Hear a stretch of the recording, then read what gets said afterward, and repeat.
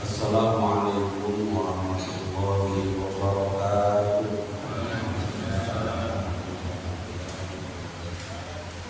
Alhamdulillah, nahmaduhu wa nasta'inuhu wa nastaghfiruh wa na'udzu billahi min shururi anfusina wa min sayyiati a'malina. Man yahdihillahu fala mudilla lahu wa man yudlilhu fala hadiya lahu.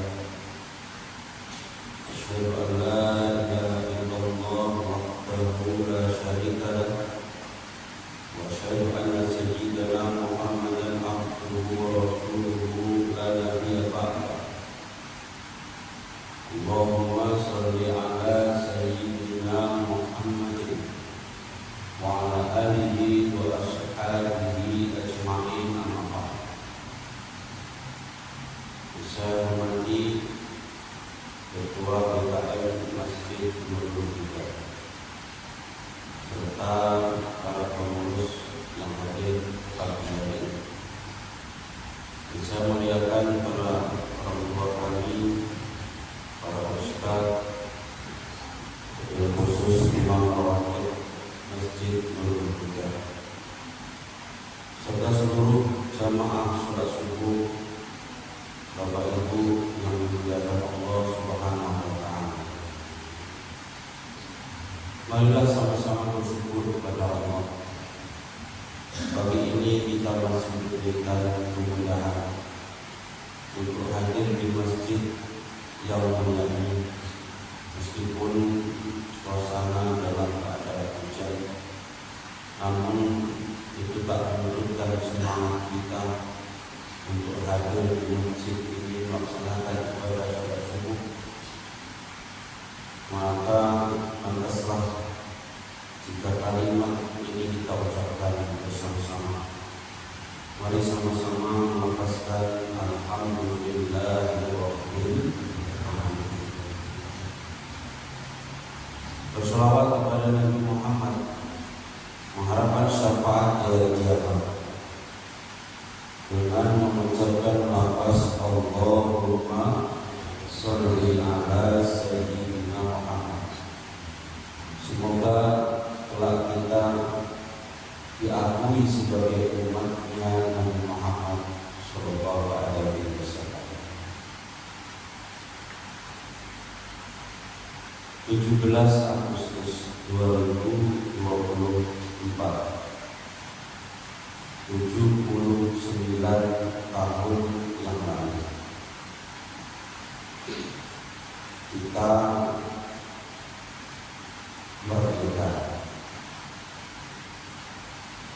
merdeka dari penjajahan. Hanya saja kita harus tahu 17 itu angka yang rapat. Orang Islam ini tidak jauh-jauh dari angka 17. Contohnya kemerdekaan Indonesia saja. Indonesia ini mayoritas adalah umat Islam. Merdeka dibacakan proklamasi tanggal 17 Agustus, bulan Ramadan, tanggal 8 Ramadan 17 Agustus 1945.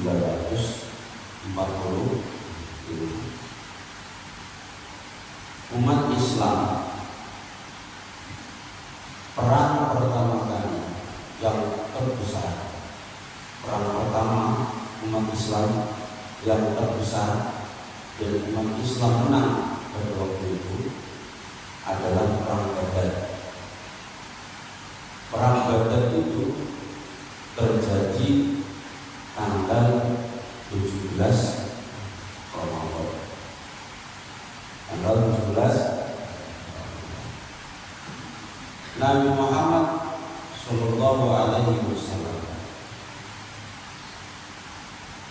diutus menjadi Rasul juga tanggal 17 Ramadan. Ini bukan sesuatu yang kebetulan. Kok bisa sama-sama 17? Bahkan Indonesia pun mau menyatakan proklamasi. Ya kalau pilih tanggalnya kok pas 17.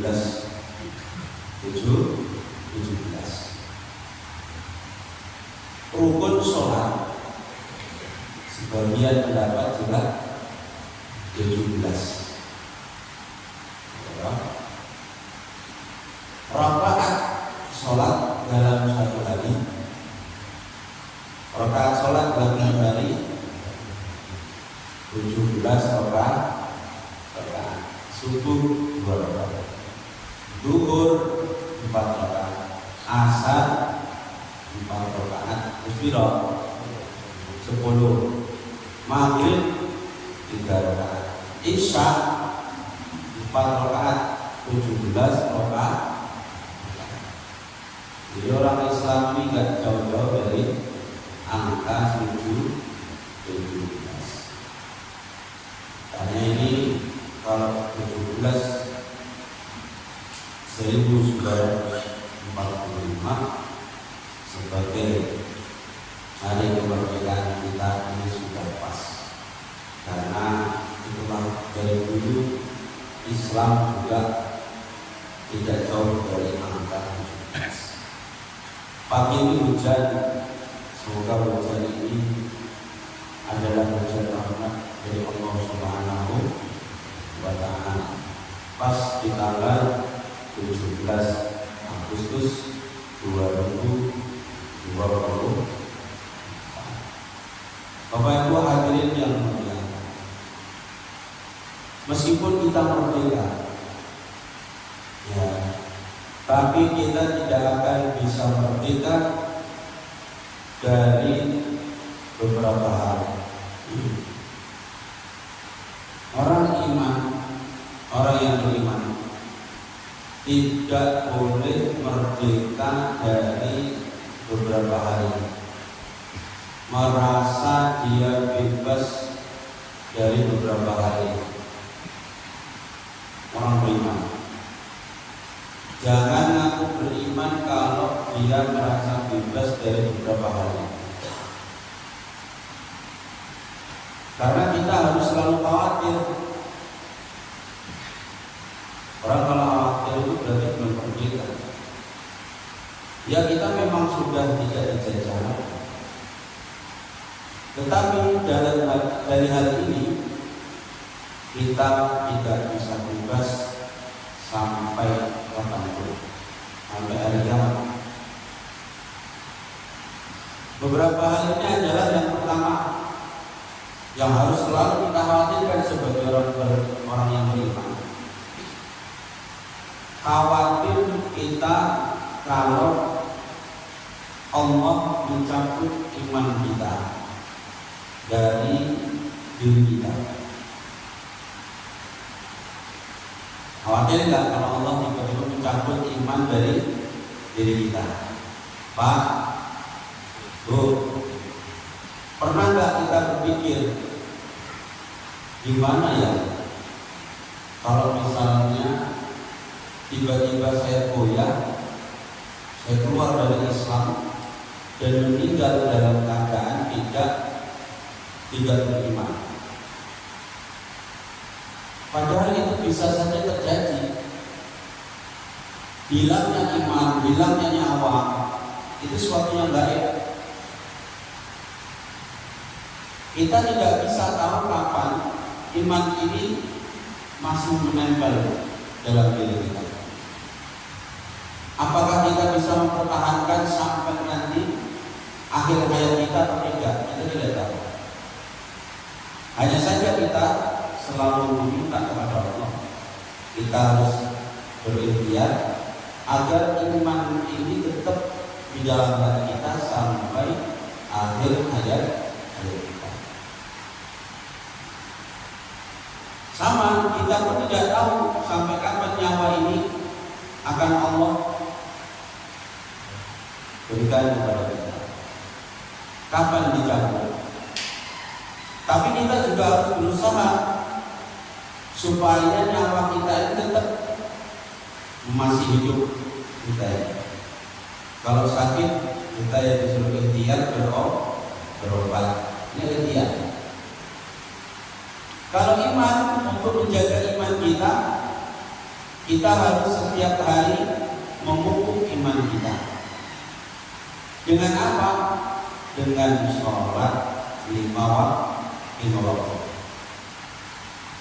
Sholat 5 waktu itu kenapa kok 1 hari 5 kali? Supaya iman kita tetap terjaga. Sehingga Nabi Muhammad SAW ketika sakaratul maut, beliau wasiatnya salah satunya adalah as-sholata. Dirikan sholat. Ucapan-ucapan Rasulullah di akhir hayat untuk umatnya adalah salah satunya sholat, mengingatkan umatnya untuk sholat. As-sholat. Ini salah satu. Kemudian Allah fil nisa, Allah fil nisa. Nabi Muhammad juga mengingatkan kita agar baik-baik dalam bergaul dengan wanita-wanita kita, anak, perempuan kita, istri kita harus baik-baik. Yang pertama sholat. Karena 1 hari 5 kali kita diperintahkan. Pagi kita siap sholat subuh ini, melakukan aktivitas menurun iman kita. Zuhur kita disuruh sujud kembali, dices lagi. Nanti siap zuhur kita aktivitas lagi. Entah kita sudah turun lagi iman kita, dices lagi, asar, salat, sujud kepada Allah. Siap asar kita aktivitas lagi, turun iman kita disuruh sujud lagi. Maghrib, kemudian isya. Kenapa isya sampai subuh kok waktunya panjang sekali? Isya sampai subuh berapa jam kita nggak sholatnya? Isya sampai subuh itu biasanya orang istirahat, tidur. Tapi meskipun begitu, Islam mengatur. Kan banyak juga sekarang yang nggak tidur. Dulu siang isya itu waktunya tidur. Sekarang karena sudah lampu ini 24 jam, lampu nyala ini sudah 24 jam, banyak orang begadang. Dulu kalau di Arab itu Nabi saja kalau tidur itu siap isya, nanti bangun pertengahan malam, terus sepertiga malam ya, akhir sholat terakhir. Sekarang orang Arab itu kalau malam udah tidur, malam melayapan, karena siang sudah nggak bisa aktivitas sama panasnya, malam mereka aktivitas. Tapi meskipun begitu masih ada ibadah sunnah, yaitu sholat tahajud, supaya nggak turun kali iman. Ini orang Islam belajar. Makanya Nabi wasiatkan sebelum wafatnya as-sholata, supaya kita tidak kehilangan iman saat meninggalkan dunia ini. Nabi Shallallahu Alaihi Wasallam juga mengingatkan 1400 tahun yang lalu, mengingatkan umatnya, badiru bil a'mal as-sholihah, cepat-cepat kalian amal soleh. Kalau mau ngamal soleh itu yang cepat, jangan ditunda.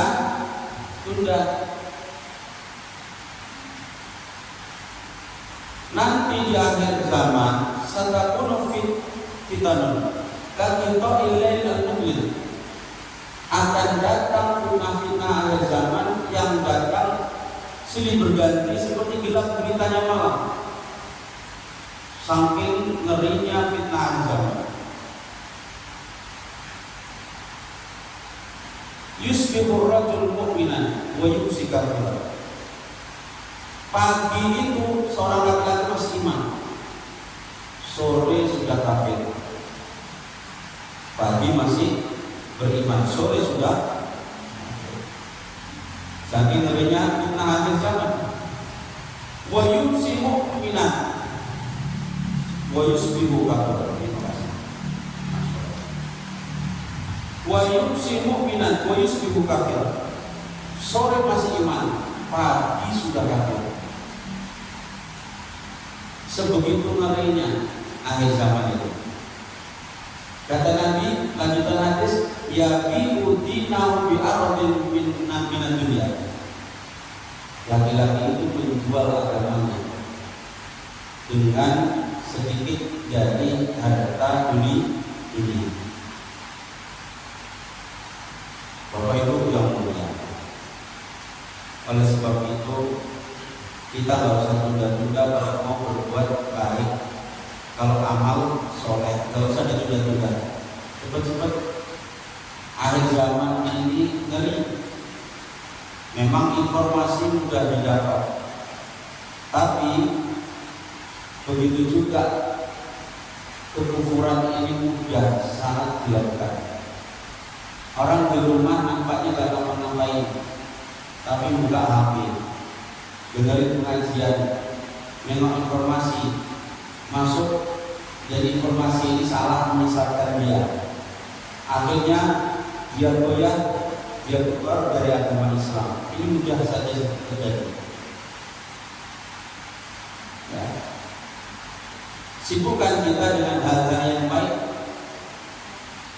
Orang menunda kebaikan itu sejatinya adalah, mohon maaf, orang yang sangat bodoh. Saya mau ngaji tapi nunggulah minggu depan, nunggu waktu luang, nunggu waktu libur. Saya mau ngaji nantilah, saya mau sedekah tapi tahun depan saja, tunggu bulan Ramadan tahun depan. Belum tentu di bulan Ramadan nanti niat kita masih tetap ada. Satu, kalaupun sudah ada, belum tentu kita masih mampu untuk bersedekah. Namanya iman ini naik turun. Sekarang kita semangat untuk beramal soleh, belum tentu tahun depan masih semangat lagi. Saat ini kita ini masih punya niat baik itu tinggi, belum tentu tahun depan niat kita masih sekuat sekarang. Ada orang mau sedekah, infak untuk masjid, tapi ditunggu, nantilah nunggu bulan Ramadan. Kalau bulan Ramadan ini kan pahalanya besar, akhirnya disimpan uang kita ini. Nggak lama terjadi musibah. akhirnya terpakai uang itu tadi. Mau tak mau uang itu harus dipakai. Orang cuma itu yang dia punya. Dalam hatinya, nantilah juga aku pakai dulu. Nanti bulan Ramadan kan sudah ada lagi, dipakai uang itu dulu. Ternyata sampai Ramadan belum juga ada uang lagi. Terakhir infak masjid itu tadi nggak jadi. Karena apa? Ditunda. Ada orang mau kurban, ada orang mau kurban. Saya tahun ini rencana mau kurban lah, tapi saya maunya nggak nyicil setiap bulan kayak orang-orang itu, nggak pulang. Jadi kalau bisa nanti begitu dekat hari H langsung saya tes ke wajah. Dia nggak mau nyicil. Orang sudah enak, mudah tiap bulan nyicil. Berapa cicilannya sini Pak Haji? Kurban 200 per bulan. Dia maunya cash nanti dekat hari H. Yang nyicil tadi bisa. Orang nyicil kan lebih mudah. Rupanya yang mau hari H tadi dekat hari H terjadilah kebutuhan yang besar. Ya mungkin daftar anaknya sekolah, anaknya mau kuliah, butuh uang yang banyak, akhirnya terpakai. Ini kalau kebaikan itu kita pun tunda. Kurban-kurban semalam itu, Dzulhijjah semalam itu, banyak jamaah yang menarik uangnya nggak jadi itu kurban, gara-gara untuk biaya sekolah anaknya. Itu di kampung saya sana, kalau di sini Pak Rasul berdua. Banyak yang ngaju. Saya ngaji di masjid-masjid itu BKM-nya ngobrol gitu. Sedikit-sedikit saya dengar. Ya dia minta balik, kita kasih lah. Orang katanya mau butuh mau sekolah anaknya. Apa Pak? Ini Ustaz, ada orang korban sudah dicicil setiap bulannya, itu dicicil. Tiba mau hari H, pas pula anaknya daftar sekolah, diminta balik. Jadi panitia korban itu cuman dititipi duit selama setahun. Waktu mau hari H korban diminta balik. Apa nggak senang panitianya? Terus megang duit sampai setahun, sudah mau belikan rumah malah diminta. Sangat butuh kali nih Pak. Soalnya anak saya mau daftar sekolah, nggak ada uang. Padahal kalau orang kurban, ya sudah bilang dia mau kurban, duit ini duit cicilan kurban, ini duit cicilan kurban, itu duit dia sudah harus untuk beli hewan kurban.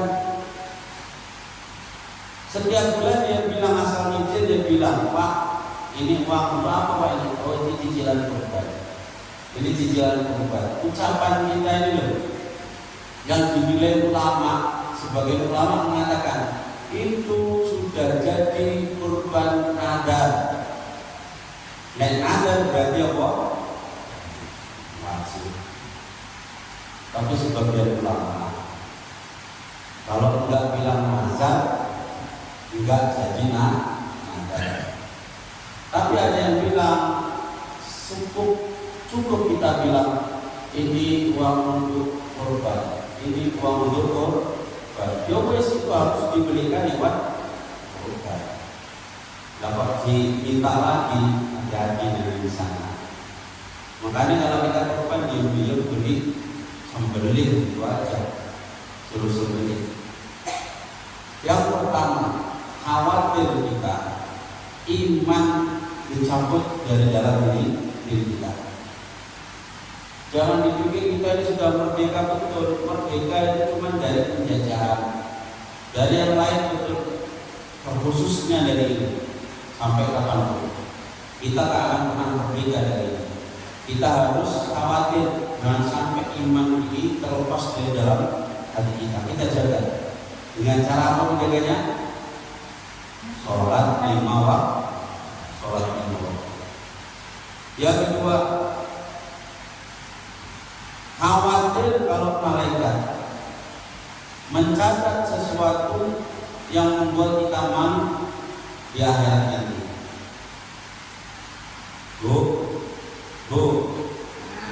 Pernah nggak kita berpikir bagaimana ya dosa-dosa saya yang pernah saya buat dulu itu nantinya ditampakkan di akhirat yang melihat semua orang. Pernah nggak kita berpikir begitu? Ini loh, Bapak Ibu kan kumpul di sini. Seumpama ada satu, ya, ada satu yang pernah melakukan dosa besar, terus dihidupkan di sini. Apa jadi fokus proyektor, diputarlah dosanya itu, dilihat semua jamaah. Kira-kira perasaannya gimana Pak? Isim, bahasa Inggrisnya isim, malu. Ini baru cuma sekampung sini. Dibayang nengok nanti satu alun-alun dikumpulkan orang, ya, dikumpulkan semua orang disuruh nengok kita perbuatan dosa kita. Lebih malu mana di dunia sama di akhirat? Di akhirat nanti. Makanya sahabat-sahabat Nabi itu kalau melakukan dosa, berdosa dia, berzina, ngaku di hadapan Rasulullah. Bukan membuka aibnya, tapi minta supaya dibersihkan dosanya, supaya dihapuskan, jangan sampai di akhirat dipermalukan lagi.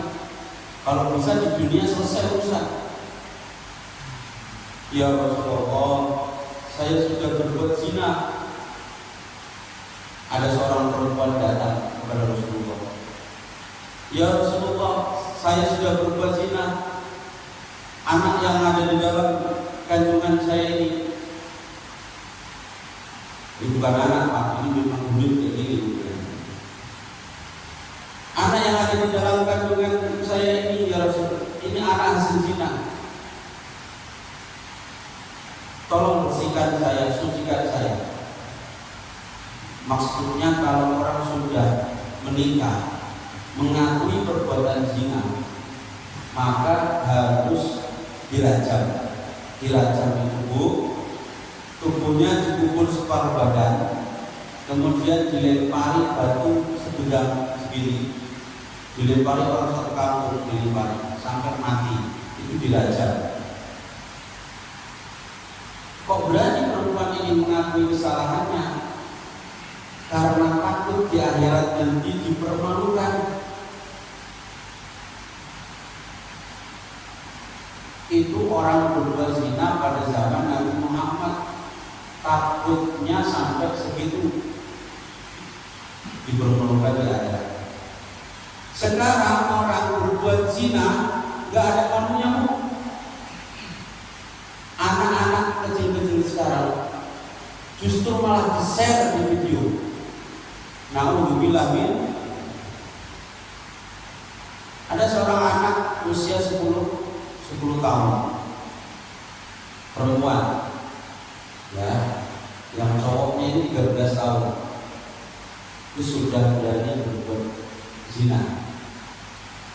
Anak 13 tahun, laki-laki, yang perempuan 10 tahun. Kira-kira kelas berapa itu Bu? 10 tahun itu kelas berapa? Kelas 4, kelas 5 SD kan gitu. Yang lakinya 13 tahun. Kira-kira kelas berapa itu Bu? SMP kelas 1 ya. Sudah berani berbuat zina. Kenapa bisa terjadi begitu? Di mana orang tuanya? Orang tuanya sibuk bekerja, dua-dua, rumahnya kosong. Pulang sekolah, anak perempuan ini video callan sama kawannya aja. Padahal cuma kenal sebentar di media sosial, di FB, di IG, di TikTok, di apa. Janjian ketemuan, sinilah ke rumahku kosong, mama bapakku kerja, didatangi. Jadi dua perempuan, dua laki-laki berbuat zina waktu itu. Ngeri ya bangga dan sekarang ibu. Jadi bapak ibu jangan merasa aman. Kalau anak-anak pegang HP jangan merasa aman sampai sekarang.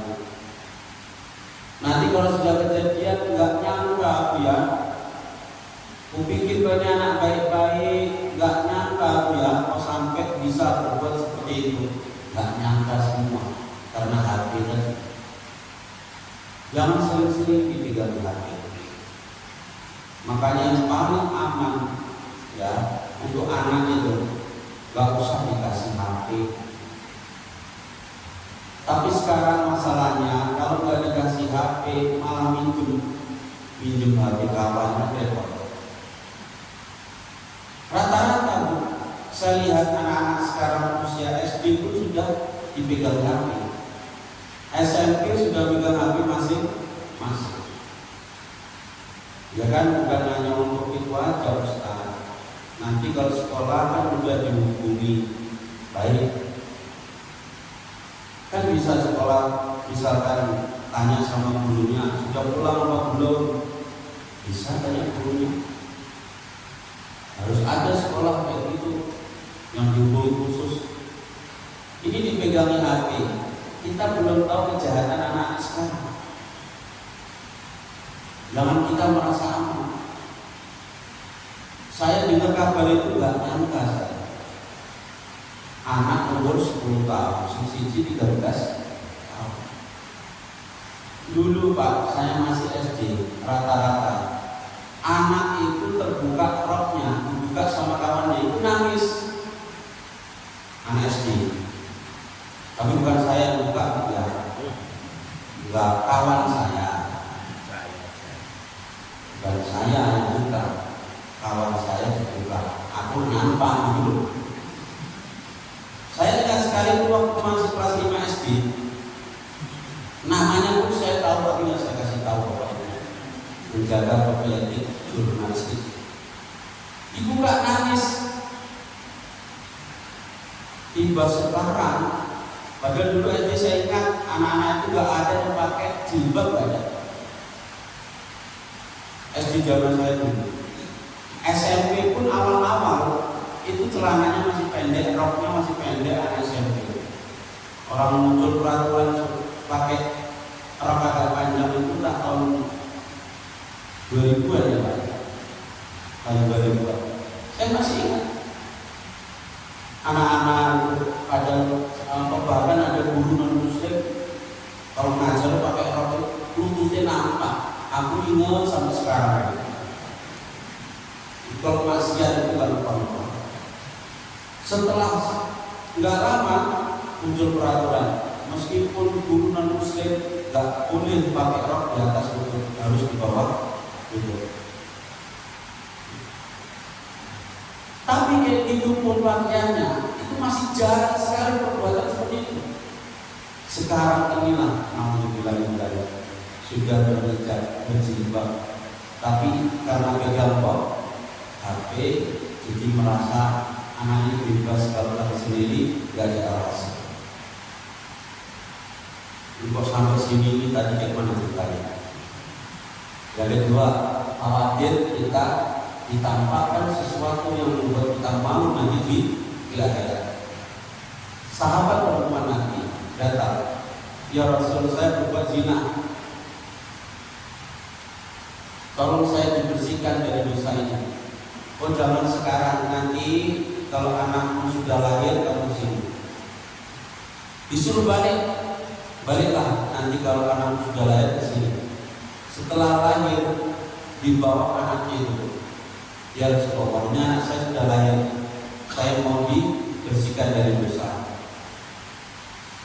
Kata Rasulullah, baliklah dulu, susui dulu anakmu. Nanti kalau kamu sudah selesai menyusuinya, sudah 2 tahun, balik ke sini lagi. Sudah 2 tahun, balik lagi Pak. Padahal kalau balik itu dirajam mati, tapi nggak ada takutnya sahabat perempuan itu, karena takut nanti dipermalukan di akhirat. Akhirnya sudah anaknya dirawat sama salah satu sahabat perempuan ini tadi, dirajam meninggal. Bapak Ibu yang mulia, ini dilakukan oleh sahabat perempuan ini karena apa? Dikarenakan takut nanti di akhirat dipermalukan.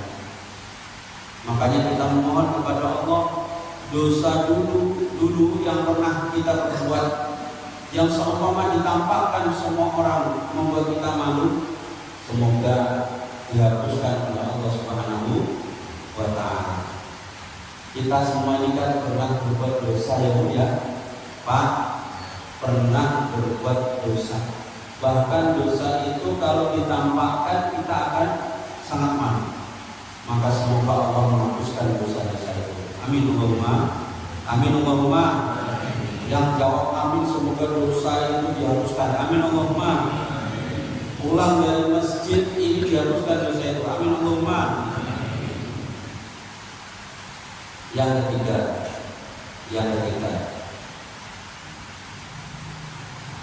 khawatir setan membatalkan pahala ibadah kita. Ini tak pernah atau jarang kita memikirkan. Ulama-ulama dahulu itu Bapak Ibu, kalau sudah ibadah itu doanya Allahumma taqabbal minna sholatana, ya Allah terimalah sholatku, sujudku, rukukku, berdiriku, minta supaya diterima oleh Allah.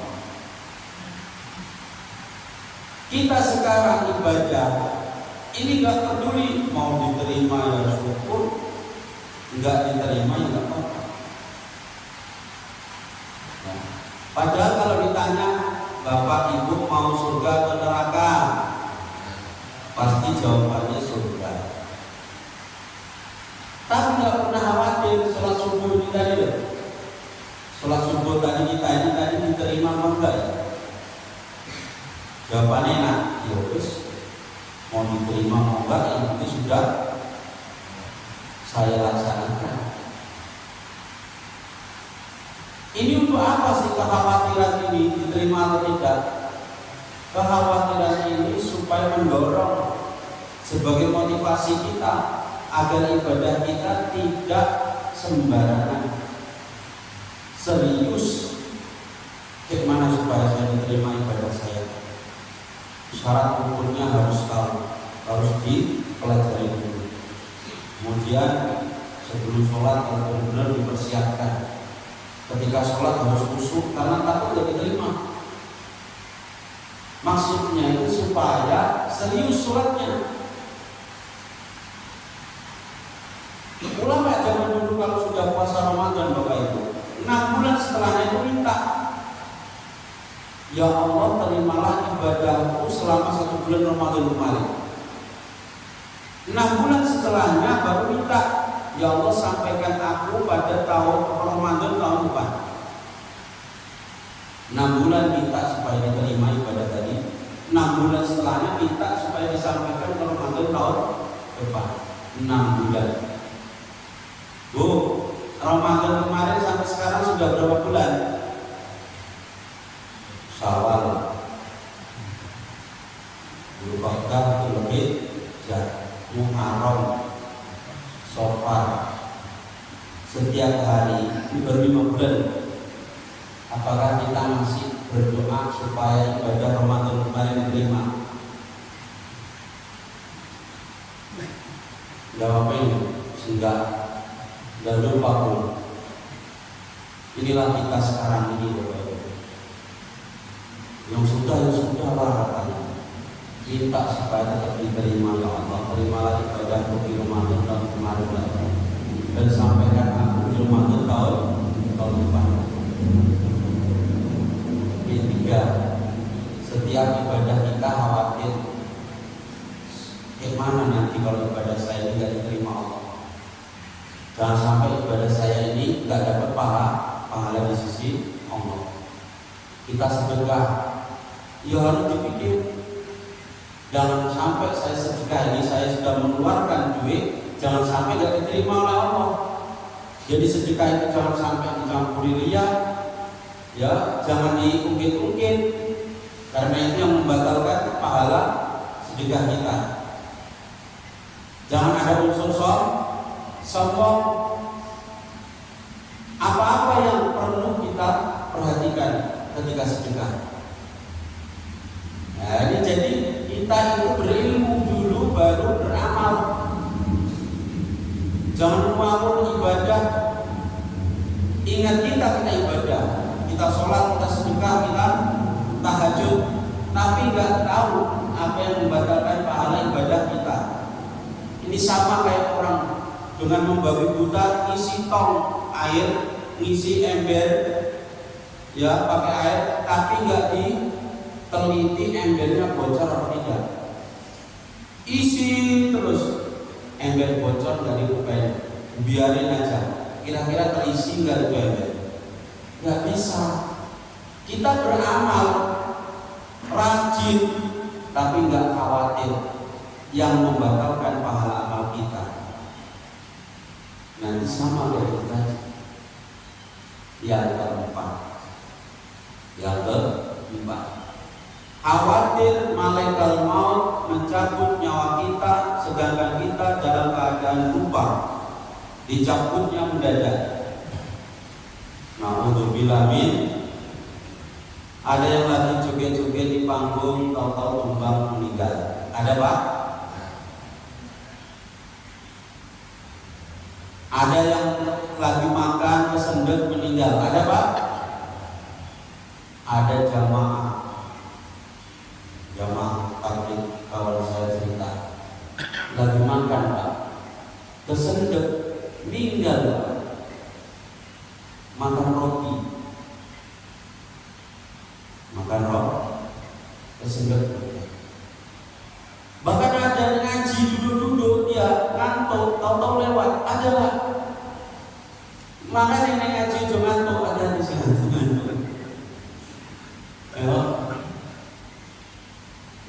Ada juga waktu ceramah. Kalau ini jarang kali, usah. Kita nggak tahu kapan. Cuma kita harus hati. Kalau bisa jangan sampai kita lupa, bahkan kita berbuat maksiat. Ada pernah kisah nyata Pak. Anak laki-laki dari kecil sudah patuh dia. Rajin ke masjid ngaji. Rupanya dia berpikir, karena nengok kawan dia terpengaruh. Kawan-kawan kok enak masa muda gitu. Dia mau ke kafe, dia mau pacaran, ya mau punya cewek yang bebas. Enak kali lah hidup kayak gitu. Udah bertanya, kok kayak gitu, kok nggak takut nanti di akhirat? Nanti kalau udah tua baru tobat. Harus sekali-sekali mau kayak gitu loh. Namanya orang mampu. Langsung dia datang ke tempat hiburan. Habis datang dia ke tempat hiburan. Di situ wanita-wanita nakal-nakal, gila-gila dia. Dikasih minum banyak, akhirnya dia mabuk. Setelah mabuk, orang kalau mabuk itu hilang imannya. Di depan ada wanita cantik, akhirnya berzina. Yang satu ada anak yang rajin maksiat dari kecil. Tapi malam itu dia berpikir, hidupku kok hancur kali ini. Sekali-sekali lah aku mau bertobat. Jadi malam itu yang satu pergi ke tempat hiburan tadi, yang satu datang ke masjid mau tobat.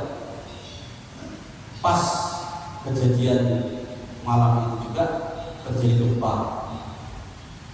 Akhirnya yang satu kena runtuhan masjid, yang satu kena runtuhan tempat hiburan tadi. Meninggal dia dalam keadaan berzina. Na'udzubillah min. Makanya jangan pernah sekalipun terbersit dalam hati kita ingin berbuat dosa. Bisa jadi waktu kita berbuat dosa, lalu Allah mencabut nyawa kita. Kita tidak tahu. Saya doakan semua yang hadir pagi ini meninggalnya nanti husnul khotimah. Amin Allahumma. Husnul khotimah dan tidak mendadak. Salah satu yang menginginkan itu Paku mati mendadak. Orang masih enak berhayal, masih enak mikir, nanti anakku besar, sukses, sudah berumah tangga semua, saya sama ibunya tinggal jenguk sekali-sekali, hidup tenang, tiap bulan jalan-jalan kemana, enak tahu-tahu meninggal. Mendadak meninggalnya. Sekarang kan musim meninggal mendadak. Gak pandang umur Pak, sakit itu gak apa, meninggal juga harus sakit, meninggal juga gak harus tua, yang muda-muda itu juga bisa. Ada main futsal, main bola, dadanya ketendang bola, sesak dia, meninggal. Jadi main bola, main bola masih muda, dadanya kena bola. Waktu pertama kena itu nggak apa-apa Bu, tapi setelah itu dia lari lagi, lama-lama kok makin lemas, terkapar dia di lapangan, meninggal. Mungkin ada jadi mungkin jantungnya bocor, lebih nggak ngerti. Maka kita nggak tahu. Yang pasti jangan sampai kita terbersit untuk berbuat maksiat. Semoga yang sudah baik istiqomah sampai akhir hayat. Amin Allahumma. Yang kelima, sampai berapa itu banyak kali? Khawatir kalau dunia ini menjadikan kita lupa pada Allah. Khawatir kalau keluarga kita ini menjadikan kita lupa pada Allah. Pak Bu, keluarga ini adalah lahan ladang kita untuk mencari ridhonya Allah. Ya, belum tentu nanti di akhirat sama-sama di surga. Ini pahit, tapi saya harus sampaikan. Belum tentu Bapak Ibu nanti sama-sama di surga. Memang harapan kita hidup semati, bahagia bersama di surga. Betul? Tapi ini belum tentu terjadi. Karena sudah banyak contohnya. Ya, sudah banyak contohnya. Kalau ada orang berumah tangga yang laki mati muda, istrinya kawin lagi, istrinya kawin sama istri yang sama suami yang baru. Kira-kira nanti di surga sama siapa? Suami pertama atau suami kedua? Ayo.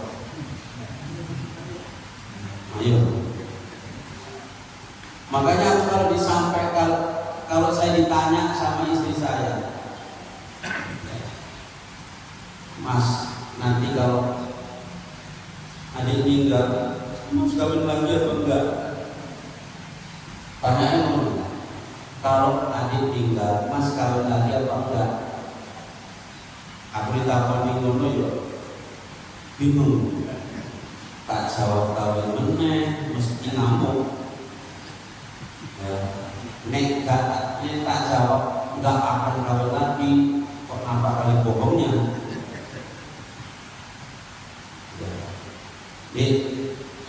Kita Kita ini nanti meninggalnya sama-sama. Kita sudah tua nanti ya, kalau udah tua kali ya, sekarang kalau udah tua kali kita haji sama-sama, meninggalnya nanti kita suci sama-sama. Kayak gitu seneng dia Pak, seneng dia. Selamat tadi, selamat. Pertanyaan ini menjebak sekali. Kalau ada orang meninggal duluan suaminya, dia nikah lagi, kata guru saya, Ustaz kayak gitu kayak mana nanti di akhirat? Sama suami pertama atau suami kedua? Maka disuruh memilih siapa yang paling soleh di antara keduanya. Dan kasihan yang pertama kalau misalkan ibunya milih yang kedua. Makanya kayak gini juga usah dipikir, itu urusan nanti Allah yang ngatur. Ngapain kita pikir sekarang? Dipikir sekarang sampai sakit-sakitan malah meninggal. Ya, iya ya, kalau aku meninggal nanti kayak mana ya? Bapak kawin menempora ya. Jadi gak usah dipikir. Nabi Lut alaihissalam, Nabi siapa Bu? Nabi Lut itu istrinya kafir, malah bantu orang LGBT. Nabi Lut, kaumnya Nabi Lut itu LGBT. Lalu istrinya itu meninggal bersama kaumnya. Nabi Nuh alaihissalam, anaknya, salah satu anaknya, bukan anaknya cuma Kan'an itu. Salah satu anaknya namanya Kan'an tidak beriman. Berarti nanti di surga bisa sama nggak Bu? Gak bisa. Wong siji kafir, siji beriman, gak bisa. Nabi Nuh gak bisa sama-sama anaknya Kan'an di surga nanti. Nabi Lut gak bisa bersama istrinya di surga nanti. Jadi gak mesti suami istri itu bisa sama-sama di surga. Makanya saya mengatakan, meskipun agak meremut nanti akhirnya, kita ini rumah tangga sama-sama ingin mencari ridho Allah. Belum tentu nanti kita di surga sama-sama. Ya, tapi tetap harapan kita bahagia bersama sampai di surganya Allah Subhanahu wa Ta'ala. Amin Allahumma. Amin Allahumma. Sudah Pak ya. Ini adalah hal-hal yang perlu kita khawatirkan. Meskipun ini adalah hari kemerdekaan, tapi dari hal-hal ini kita belum merdeka. Sampai kapan?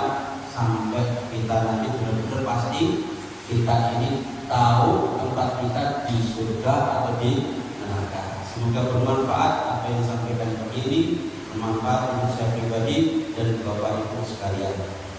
Mungkin demikian, mohon maaf atas segala kekurangan. Terima kasih atas segala perhatian. Usikum wa nafsi bi taqwa. Assalamualaikum warahmatullahi wabarakatuh. Astagfirullahaladzim. Astagfirullahaladzim. Astagfirullahaladzim. Alladzi la ilaha illa huwal hayyul qayyum wa atubu ilaih. A'udzu billahi minasyaitonir rajim. Bismillahirrahmanirrahim. Alhamdulillahi rabbil alamin. Hamdan yuwaffi ni'amahu wa yukafi mazida. Ya Rabbana lakal hamdu kama yanbaghi li jalali wajhika wa 'azimi sultanik. Allahumma shalli 'ala sayyidina Muhammadin al-fatih lima ughliqa wal khatim lima sabaqa nasiril haqqi bil haqqi wal hadi ila siratikal mustaqim wa 'ala alihi wa sahbihi haqqa qadrihi wa miqdarihi al-'azim. Allahumma ij'al istima'ana hadha istima'an mubarakan waj'al iftiraqana ba'da iftiraqan ma'suman marhuman. Allahumma anfa'na bima 'allamtana wa 'allimna alladhi yanfa'una wa zidna ilma. Allahumma iftah qulubana futuhan arifin waj'al a'malana khalisatan liwajhikal karim. Rabbana atina fid dunya hasanah wa fil akhirati hasanah wa qina adzabannar. Wa sallallahu alaihi وعلى آله وصحبه وبارك وسلم والحمد لله رب العالمين. تقبل